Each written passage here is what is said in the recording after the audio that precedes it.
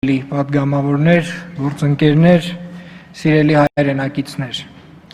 Ազգային ժողովի հատուկ նիստում հերթական անգամ քննարկում ենք Հայաստանի Հանրապետությունում արտակարգ դրությունը երկարաձգելու հարցը, որի մասին կառավարությունն այսօրվա նիստում ընդունել է համապատասխան որոշում։ Որոշման համաձայն արտակարգ դրությունը շարունակում է գործել Հայաստանի ողջ տարածքում մինչև սեպտեմբերի 11-ը ժամը 17:00։ Հուսով եմ, այսօր արտակարգ դրությունը երկարաձգվում է վերջին անգամ։ Միաժամանակ երկրում համաճարակաբանական ներկա վիճակով պայմանավորված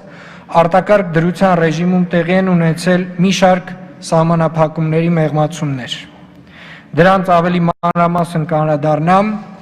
սակայն նախ համառոտ անդրադառնամ կորոնավիրուսի հետ կապված ներկա իրավիճակին։ Այսօրվա դրությամբ հաստատված դեպքերի թիվը 40,794 է, առողջացել է 33,492 հոգի, փաստացի բուժում են ստանում 6,262 պացիենտ։ Ցավոք, այս ընթացքում ունենք կորոնավիրուսից մահվան 806 դեպքեր։ Օգոստոսի 12-ի դրությամբ փաստացի բուժում ստացողներից 258-ը գտնվում են ծանր վիճակում, 57-ը ծայրահեղ ծանր, թոքային օդափոխման սարքերին են միացված 20 պացիենտներ։ Փաստացի բուժում ստացող պացիենտների թիվը մեզ զգուշավոր լավատեսության հիմք է տալիս։ Այսօր երկրում համաճարակաբանական վիճակը գնահատում ենք միջինից դեպի թեթև ընթացող ծանրության, իսկ առողջապահական համակարգի տեսանկյունից իրավիճակը լիովին վերահսկելի է։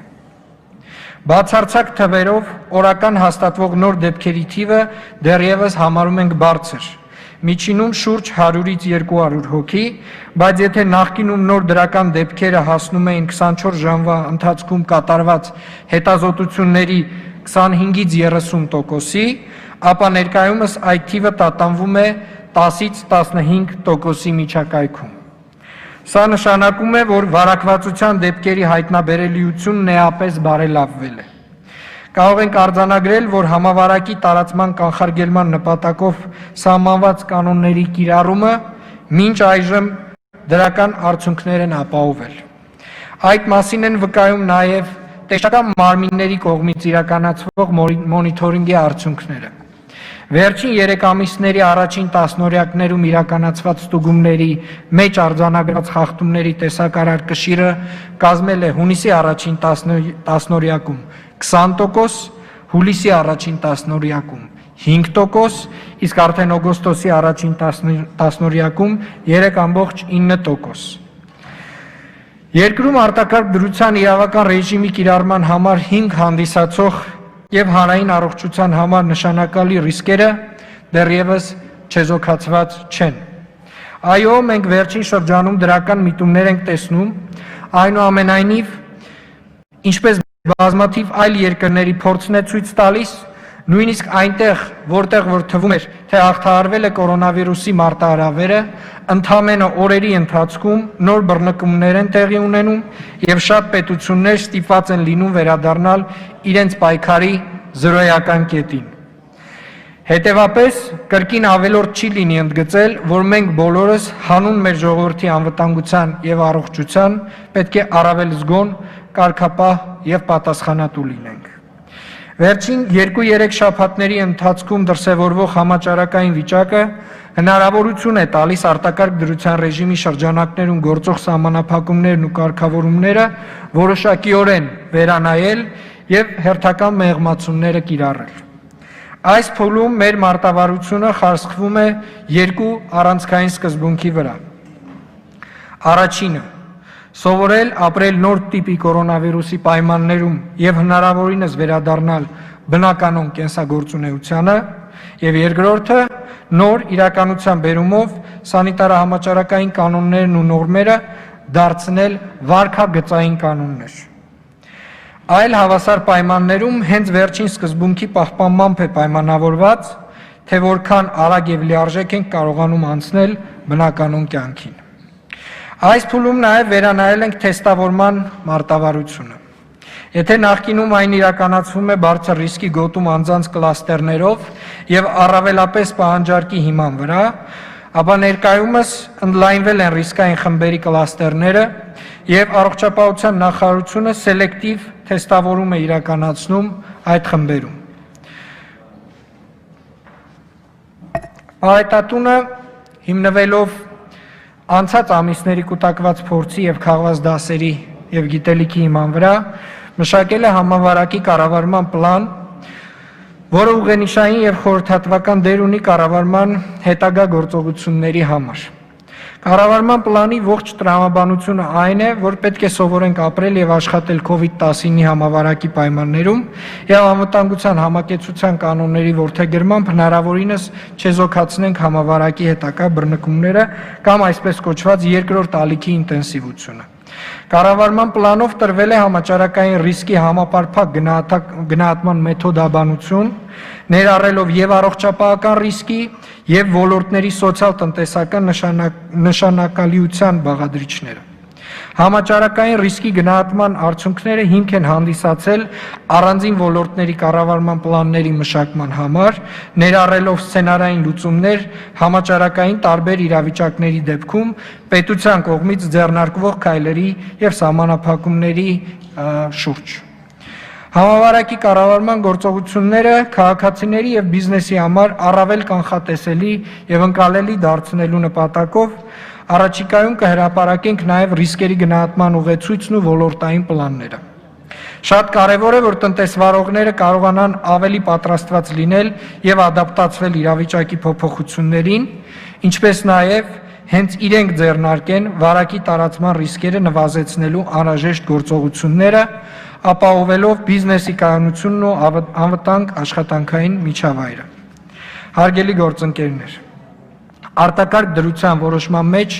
մի շարք փոփոխություններ են կատարվել,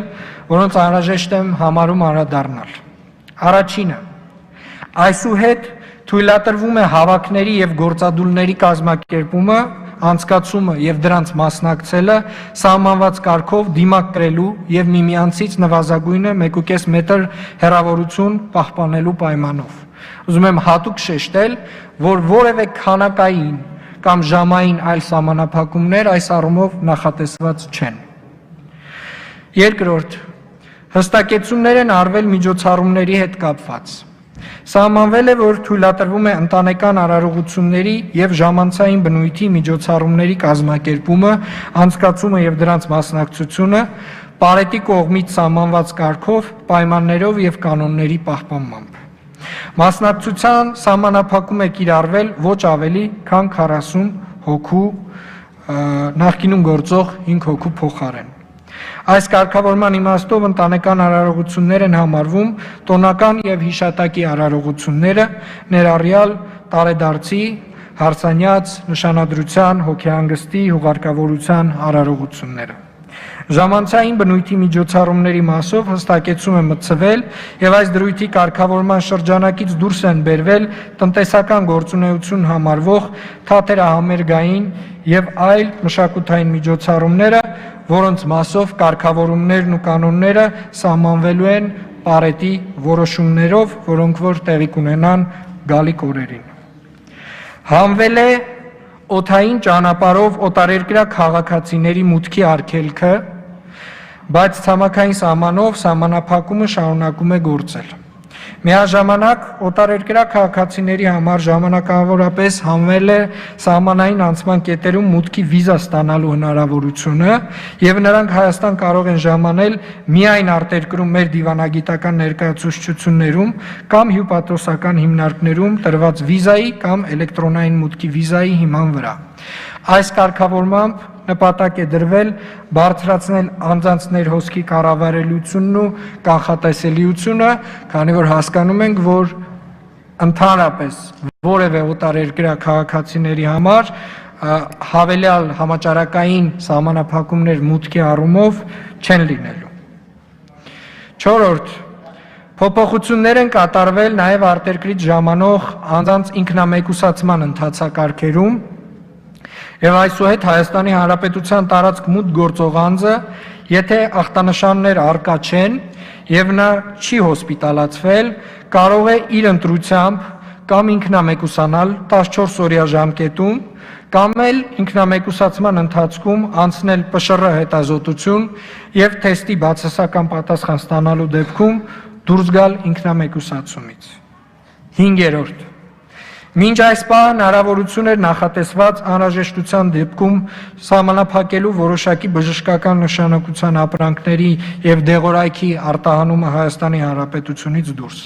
Քանի որ այս պահին նման սահմանափակումների անհրաժեշտությունը բացակայում է, այս կետը հանվել է։ Անդրադառնամ նաեւ այլ փոփոխություններին, որոնք այս շաբաթվա ընթացքում արդեն կամրագրվեն Պարետի համապատասխան որոշումներով։ Սեպտեմբերի 15-ից արկա ուսուցմամբ դասերը կվերսկսվեն հանրակրթական դպրոցներում, նախնական եւ միջին մասնագիտական հաստատություններում, երաժշտական, արվեստի, գեղարվեստի դպրոցներում, սանիտարահիգիենիկ կանոնների պահպանմամբ։ Բուհերի եւ մի շարք այլ ուսումնական հաստատությունների մասով որոշումները կկայացվեն հաջորդ շաբաթվա ընթացքում, որոնք նաեւ հաշվի կառնեն բուհերի հետ կրթության, գիտության, մշակույթի եւ սպորտի նախարարության կողմից իրականացվող խորհրդակցությունների արդյունքները։ Պարետատունը Կրթության, գիտության, մշակույթի եւ սպորտի նախարարության հետ մշակում է այս փուլում կրթության ոլորտի գործունեության մանրամասն կանոնները, որոնք կհրապարակվեն առաջիկա օրերին։ Գրադարանները եւ թանգարանները նույնպես վերաբացվում են։ Առաջիկա օրերին կհրապարակվեն մանրամասն ուղեցույցներ գրադարանների եւ թանգարանների վերաբացման դեպքում գործող կանոնների մասով։ Ինչ վերաբերում է թատերահամերգային եւ մշակութային միջոցառումներին, ապա նախատեսվում է այս փուլում դրանց բացօթյա գործունեությունը։ Ներկայումս վերջնականացվում են նաեւ այս մասով կանոնները։ Նշածս ոլորտների սահմանափակումների մեղմումը ոչ միայն պայմանավորված է կորոնավիրուսի հետ ապրելու տրամաբանությամբ, այլև այն համոզմամբ եւ կարծում եմ կհամաձայնեք ինձ հետ, որ մշակույթն ու արվեստը թերևս կօգնեն մի փոքր ավելի հեշտ հաղթահարել կորոնավիրուսով պայմանավորված սոցիալ-հոգեբանական կուտակված լարվածությունը։ Այս փոփոխություններն ըստ էության կարող են ընդգրկել նաեւ անհատ կատարողների մասով մեղմացումները։ Խոսքս վերաբերում է օրինակ ռեստորանային եւ միջոցառումային ասպարեզում երգչուհիներին, երաժիշտներին եւ այլ գործիչներին, որոնց հնարավորություն կտրվի բացառապես բացօթյա հատվածներում եւ սահմանված կանոնների պահպանմամբ կազմակերպել միջոցառումների շրջանակներում գործունեությունը։ Ոլորտում իրականացվող քայլերի տրամաբանությունն անմիջականորեն կապված է օտարերկրյա քաղաքացիների մուտքի արգելքի վերացմամբ, ինչի արդյունքում ակնկալվում է նաև որոշակի ուղևորահոսքի ավելացում։ Անկախ նրանից կանոնավոր ուղևորափոխադրումները կվերսկսվեն, թե կշարունակվի չարտերային չվերթների կազմակերպման տրամաբանությունը, նախատեսվում է սահմանել ժամանող ուղևորահոսքի որոշակի առավելագույն սահմանաչափ։ Այս պահին քաղաքացիական ավիացիայի կոմիտեի կողմից տարբեր ավիաընկերությունների հետ քննարկումներ են իրականացվում ավելացման հնարավոր ծավալները եւ հասկանալու, որից հետո կկայացվի օրական ուղևորահոսքի առավելագույն սահմանաչափի վերաբերյալ որոշումը։